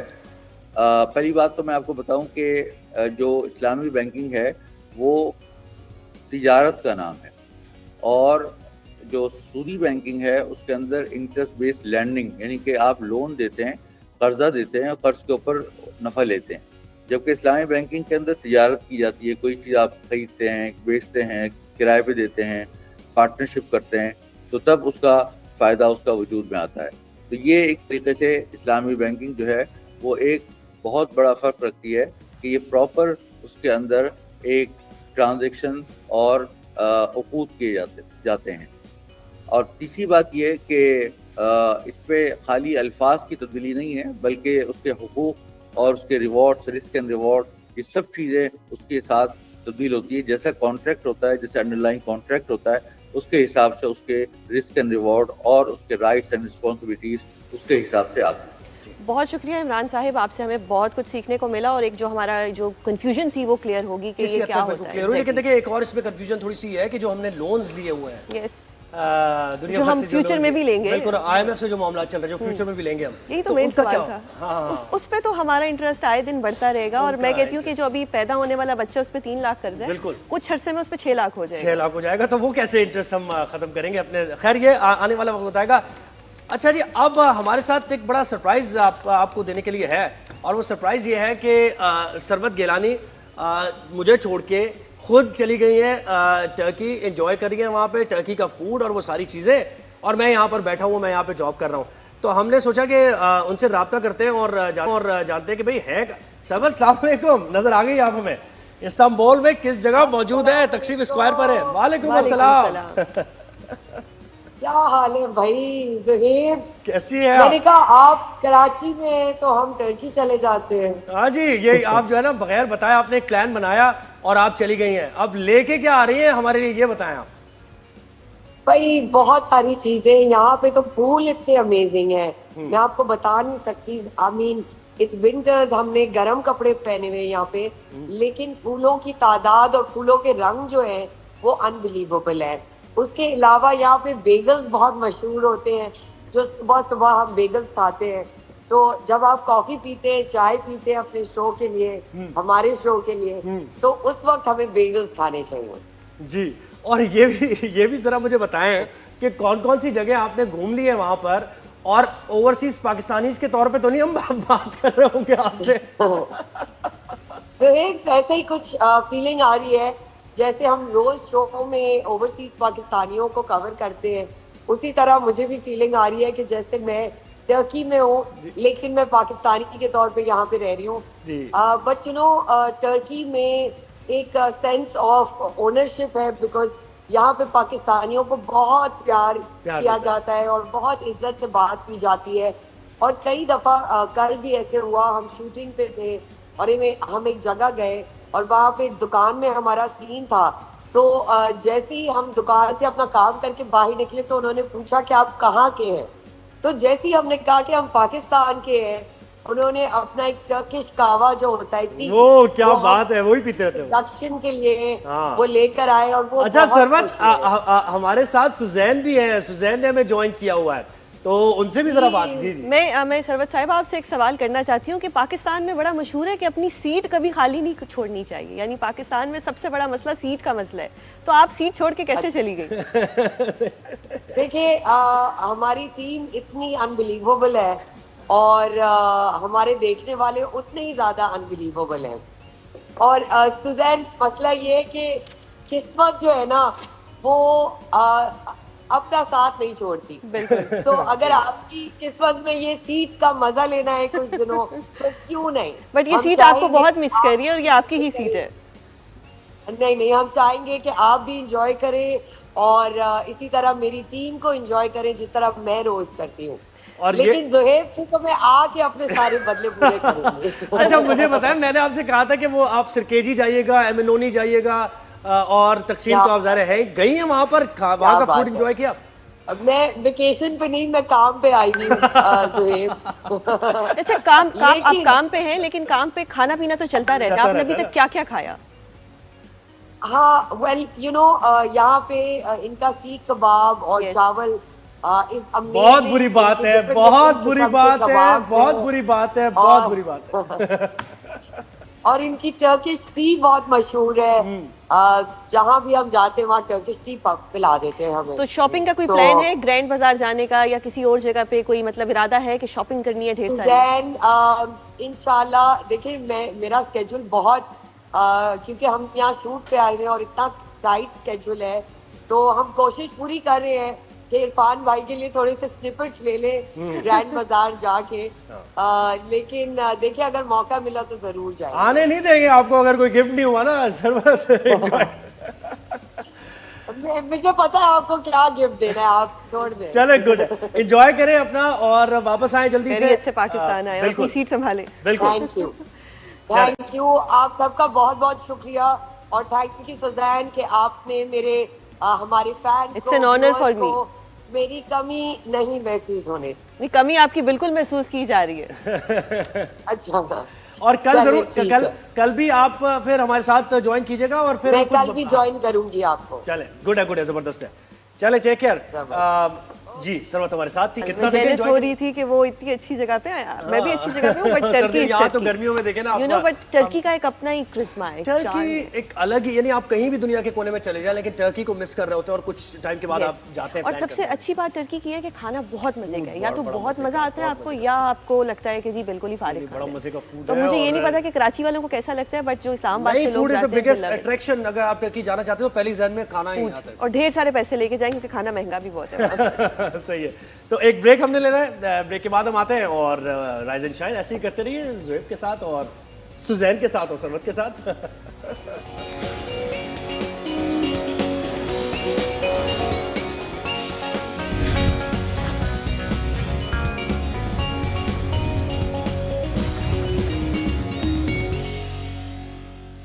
Welcome back. अब शो के तकरीबन 15-20 मिनट रह गए हमारे शो में। हम अपने शो पे सुजैन हमेशा बात करते हैं विमेन एम्पावरमेंट की और हमेशा ख़वातीन को बाइख्तियार बनाने की बात करते हैं। और आपने कभी ये लाइफ में एक्सपीरियंस किया है कि कभी कुछ चीज़ें ऐसी होती है कि आपको किसी से मोटिवेशन मिल जाती है और फिर उसके बाद आप उस पर काम अमल करते हैं? बिल्कुल, और वो मोटिवेशन ऐसी होती है कि ना सिर्फ वो आपको मिलती है बल्कि आपके बाद जितने आने वाले लोग होते हैं उनको भी वो मिलती है। लाइक वो एक जिसको कहते हैं सिलसिला चल पड़ता है। बिल्कुल, तो ऐसी ही बाइख्तियार खातून हमारे साथ एक है, विमेन एम्पावरमेंट की एक बड़ी मिसाल है मोटिवेशनल मंडे में।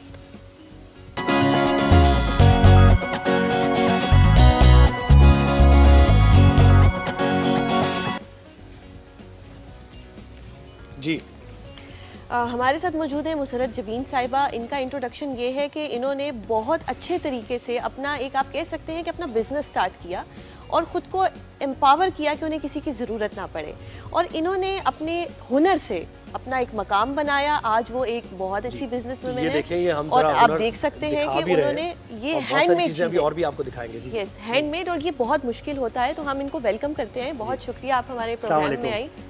कैसी हैं? ठीक-ठाक है, खैरियत से? आपसे मिलके बहुत खुशी हो रही है क्योंकि आप देखिए कि आप कढ़ाई तो सब कर लेते हैं, लेकिन इतनी नफासत से, इतने मतलब खूबसूरत जो मैं आपके डिज़ाइंस देख रही हूँ जो कि आपके पास पड़े हैं और हम दिखाएंगे भी, ये आपने कैसे किया? आपको आइडिया कैसे आया? हाँ, बस देखें, आइडिया तो ज़रूरत ने सिखा दिया मुझे करना, और अपनी ज़रूरत के तहत ही मैंने काम को शुरू किया था। सही। असल में मेरा एक बच्चा जो है वो स्पेशल था, तो मैं जॉब तो कर नहीं सकती थी, तो फिर ये था कि फाइनेंशियली ज़ाहिर है कि मुझे थोड़े से इश्यूज थे। और आपकी इस चीज़ से बहुत लोगों को एक मैसेज मिलेगा कि आप अपने आप कर सकते हैं, कोई एक्सक्यूज़ नहीं होता।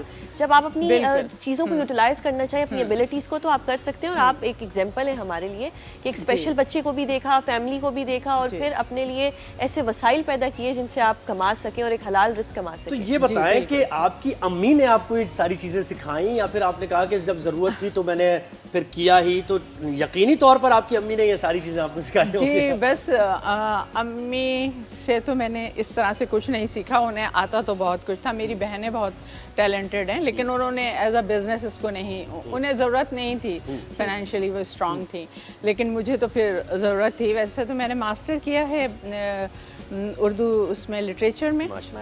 लेकिन ये था कि जॉब मैं इसलिए नहीं कर सकती थी कि मेरे साथ घर में इस तरह का बच्चा था।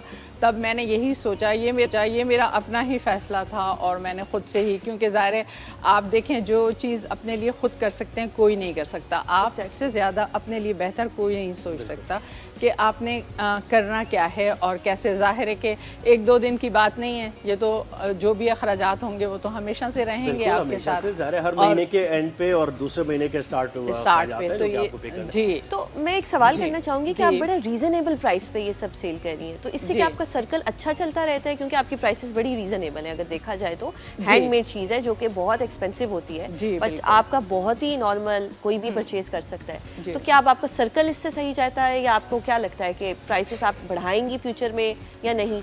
हाँ, अब थोड़े बहुत प्राइस इसलिए बढ़ाएं कि मटेरियल बहुत महंगा हो गया है और इसके लिए प्राइसेस को मेंटेन रखने के लिए बड़ी मैंने मेहनत की है, क्योंकि ज़ाहिर है कि अगर मुझे इनको एक रीज़नेबल प्राइस पे बेचना है तो मेरा मटेरियल फिर थोड़ा प्राइस में कम हो, कभी भी क्वालिटी पे। जी हाँ, क्योंकि क्वालिटी पे मैंने कभी जब आपने ये शुरू किया तो आपको फाइनेंस में किसने सपोर्ट किया? क्योंकि कुछ भी शुरू करने से पहले you must need something in your hand, तो किसने आपको सपोर्ट किया? जी बिल्कुल, देखिए मैं आपको ये बताना भी चाहूँगी और बाकी सब लोगों के लिए भी ये है कि कभी कभी आपको इतना ज़्यादा पैसा नहीं चाहिए होता है कोई काम शुरू करने के लिए, किसी भी चीज़ के लिए। तो मैंने स्टार्ट तो वैसे कुकिंग से किया था, क्योंकि मुझे ये सब कुछ आता नहीं था। तो उस वक्त एक कुकिंग में मेरा थोड़ा इंटरेस्ट भी था, तो इस तरह मैंने कुकिंग स्टार्ट किया। लेकिन थोड़े 1 साल तकरीबन वो मैंने किया, मगर वो कस्टमर आज भी हैं मेरे जो अभी कभी अभी रिसेंटली भी मैं IBA में एक बच्चियां हैं उनके लिए बनाती हूँ, डाइट को खाती हैं। तो लेकिन ये था कि फिर मुझे इसमें इतना मज़ा नहीं आया, क्योंकि अब वही कोफ्ते और वही बिरयानी और कबाब। माशाल्लाह यू आर सो टैलेंटेड कि आप किचन में भी अपना जो एक महारत है वो दिखा रही हैं और आप यहाँ पर मुझे बताएं कि ये लोगों तक कैसे पहुँचती है आपकी ये जो प्रोडक्ट है? उसके लिए कोई ख़ास आपने सोशल मीडिया का इस्तेमाल किया या फिर आपके घर वाले उसमें सपोर्ट करते हैं? जी, शुरू में तो देखें घर वालों ने ही सपोर्ट किया, फ्रेंड्स ने सपोर्ट किया, वही मेरा एक सर्कल था। फिर जो भी कोई देखता था कहीं पे ये प्रोडक्ट, ज़ाहिर है ये मार्केट में तो मिलती नहीं थी, क्योंकि डिज़ाइन हमारे अपने होते थे, काम हमारा अपना होता था, तो इस तरह से। लेकिन वो एक महदूद उस पे था। लेकिन जब कोविड आया ना तो सब कुछ एकदम से चेंज हो गया, क्योंकि फिर आना जाना बंद हो गया, लोगों का आपसे रब्ता वो हो गया। और ये था कि कोविड में देखें बड़े बड़े बिजनेस ना फ्लॉप हुए, लेकिन हमारा बिजनेस वो कहते हैं ना अपॉर्चुनिटी एंड एडवर्सिटी, वो वाली बात है कोविड से लोगों का भी। आप फ्यूचर में इनकी कोई एग्जीबिशंस करवाएंगी ताकि और लोग अट्रैक्ट हों, लोगों को पता लगे? जी, एग्जीबिशन में करती रहती हूँ। मैंने शुरू से ही एग्जीबिशंस की हैं। अब इतना ज़्यादा एग्जीबिशन नहीं करती, क्योंकि अब सब चीज़ें ऑनलाइन हो गई हैं, तो ऑनलाइन लोग आपका ऑनलाइन पेज है? जी बिल्कुल, आप ऑनलाइन बिजनेस भी कर रही हैं। अच्छा, मैं ये जानना चाहूँगी, क्योंकि आपने खुद को तो सेटल किया, आपसे कुछ लोग इम्प्रेस हो के आपके पास भी आए होंगे ये सीखने के लिए, तो वो लोग अब किस स्टेज पर हैं?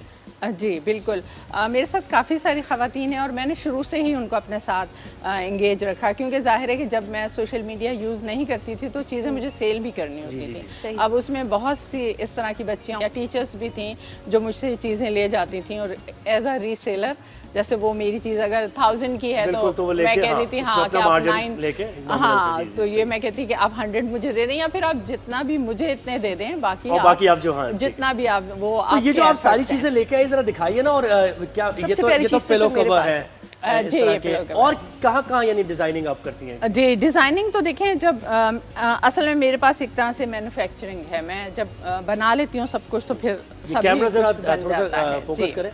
तो अब जिस तरह से देखिए ये है, अब इसमें मेहनत ज़्यादा है और मटेरियल का इतना ज़्यादा वो नहीं है, क्योंकि ये जो है सब पीसेस ज्वाइंट हुए हैं। अब ये है, देखें आपके घर के पास अगर कोई टेलर हो, कोई, मैं ख़वातीन से कहना चाहती हूँ कि अगर वो करना चाहें तो वो कर सकती हैं। तो मैंने भी टेलर्स और क्या है वो भी देखें, वो जो ये जो है ये कुशन है, ये भी हैंडमेड है। खूबसूरत है ना। मैं वो पीछे जो आपने एक वो रखा हुआ है ना पाउच सा, वो मैं देखना चाहूंगी, क्योंकि खवातीन को मोस्टली ऐसी चीजें बहुत अट्रैक्ट करती हैं। तो शादी वगैरह पे जाने के लिए और उसके साथ जी जी। इसका कुछ आप प्राइस का आइडिया दे सकती हैं ताकि लोगों को आइडिया हो जाए कि जी, ये 600 का है। जस्ट 600, ये तो नहीं। एंड इसके ये क्या हो गया जी। और इसकी क्या प्राइस है? ये तो बहुत ही क्यूट है। ये मैंने देखा है कि बचपन में हुआ करती थी, अब इस तरह की डॉल्स नहीं नहीं होती हैं। ये असल में क्योंकि मेरे पास मैन्युफैक्चरिंग है तो ये बिजनेस तो किसी और का है, लेकिन बनाते हमें, मैन्युफैक्चरिंग हमारी है। अभी भी ये बच्चा पार्टी में रखी हुई है पाकिस्तानी कल्चरल डॉल के नाम क्योंकि से। यही हमारे कल्चर को रिप्रेजेंट कर रही है। वो एक बारबी कॉन्सेप्ट जो है ना, ये हमारा लोकल कॉन्सेप्ट है। असल तो ये है असल में ये कैसे क्या मैसेज देंगी आप जो खवातीन आपको देख रही हैं और कुछ ना कुछ करना चाहती हैं घर में? बड़े बड़े मुश्किल हालात हैं लोगों के, मुआशी तौर पर देखें तो अब यानी खवातीन और मर्द अगर काम नहीं करते हैं घर के तो बड़ा मुश्किल हो जाता है चलाना। उनको जरा मैसेज दीजिए, मोटिवेट कीजिए। जी बिल्कुल, ये तो मैं कहूँगी, देखें काम कोई ना कोई स्किल्स तो होती है, हर किसी के पास कुछ भी होती है। ये खुद से अपने आप को ये करना होता है कि आप क्या बेहतर कर सकते हैं। क्योंकि मेरे पास एक लड़की आई थी तो उसने मुझे कहा कि मैं तो कुछ भी नहीं कर सकती, मतलब मुझे तो ना एम्ब्रॉयडरी आती है ना सिलाई आती, कुछ भी नहीं कर सकती। तो मैंने कहा ऐसा नहीं हो सकता, तुम्हें कुछ ना कुछ ज़रूर आता होगा। तो मैंने उससे कहा तुम 15 मिनट सोचो और फिर मुझे बताओ तुम सबसे अच्छा क्या कर सकती हो। तो ये मैं इसलिए बता रही हूँ कि इस काम को बहुत सारे लोगों ने किया है। तो फिर उसने मुझे 15 मिनट के बाद उसने मुझे बताया कि मैं जो है ना रोटी बहुत अच्छी बना सकती हूँ। तो मैंने कहा बस तुम ये शुरू कर दो रोटी एक बना। सवाल करना चाहूंगी क्योंकि माशाल्लाह आपका एक बिजनेस अब सेटल हो चुका है आपका बिजनेस, तो आपके पास कितने करंटली इस वक्त एम्प्लॉइज मौजूद हैं? देखें वैसे तो मेरे पास 10 हैं माशाल्लाह, लेकिन ये होता है कि फिर जब काम ज़्यादा होता है, बल्क पे काम होता है, तो फिर मैं और ख़वातीन को भी इंगेज कर लेती हूँ। सारी ख़वातीन हैं और राइडर्स वगैरह बस एक राइडर और एक जो मेरा वैसे देखते हैं फाइनेंस का, तो वो भी मेरे अपने बेटे हैं, तो वही फाइनेंस तो वही देख रहे होते हैं। सोशल मीडिया मेरी बहू चला रही होती है, इतने लोगों का घर चल रहा है, ये सबसे बड़ी बात है। और देखें आप तालीम याफ्ता ख़वातीन भी खास तौर पे, आपने उर्दू में मास्टर्स किया है, तो तालीम कैसे इसमें आपका ये जो काम है, क्रिएटिविटी है, कैसे फ़ायदेमंद होती है? जरा जी बिल्कुल होती है ज़रूर। क्योंकि देखें मैंने असल में उर्दू शायरी से मुझे काफ़ी ज़्यादा दिलचस्पी रही। यहीं पे मैं रोकूंगा तो यहीं पे, यहाँ शेर के बगैर नहीं आगे जाएंगे हम। कोई अच्छा सा कोई शेर जो आपको, इनकलाबी शेर भी हो सकता है, वो कोई इश्किया शायरी भी हो सकती है, इश्क़ मजाजी भी हो सकता है, जो आपका फेवरेट है वो। अच्छा हाँ, एक शेर है फैज़ साहब का जो मुझे बहुत पसंद भी है। ये है कि दुनिया ने तेरी याद से बेगाना कर दिया, तुझसे भी दिल फरेब हैं गम रोजगार के। तुझसे भी दिल फरेब है गम रोजगार के। क्यों सारे देखें आप, ये तो होता है कि आपको हर चीज़ भूल जाते हैं आप जब आपको माशी तौर से ज़रूरत वो भी फिर आपने सुनोगे वो लोग बहुत खुशकिस्मत थे जो इश्क को काम समझते थे और काम से इश्क करते थे। साहब जी हाँ बिल्कुल, तो ये है ज़बरदस्त है। बहुत ही हम आपको बेस्ट विशेस हमारी तरफ से कि आप जो अपना काम कर रही हैं, इतना अमेजिंग काम कर रही हैं और आपकी नॉमिनल सिंपल है सबके लिए, लाइक कि अब कोई एक्सक्यूज नहीं कह सकता कि जी हमारे घर में बच्चा बीमार है या हम कुछ नहीं कर सकते। तो she is a best example कि आपने जब कुछ करना होता है आप कर लेते हैं। जी तो फैज़ की बात की बहुत शुक्रिया साहब, आपने हमें वक्त दिया और राइज एंड शाइन में आपने 4 चांद मजीद लगा दिए हमारे शो पर आकर। तो जनाब फैज़ की बात की है तो ये दाग दाग उजाला, ये शब गुज़ीदा सहर, वो इंतजार था जिसका, ये वो शहर तो नहीं, ये वो शहर तो नहीं जिसकी आरजू लेकर चले थे यार के मिल जाएगी कहीं ना कहीं, फलक के दश्त पे तारों की आखिरी मंजिल, कहीं तो होगा शबे सुस्त मौज का साहिल और कहीं तो जाके रुकेगा सफीना ए गमे दिल। फैज़ याद आ गया मुझे। अच्छा जी, राइज एंड शाइन का वक्त खत्म होता है, कल फिर आपसे इंशाल्लाह मुलाकात होगी। अपना फीडबैक जरूर देते रहिएगा। ज़ुहैब और सुज़ैन को दीजिए इजाजत। अल्लाह हाफ़िज़।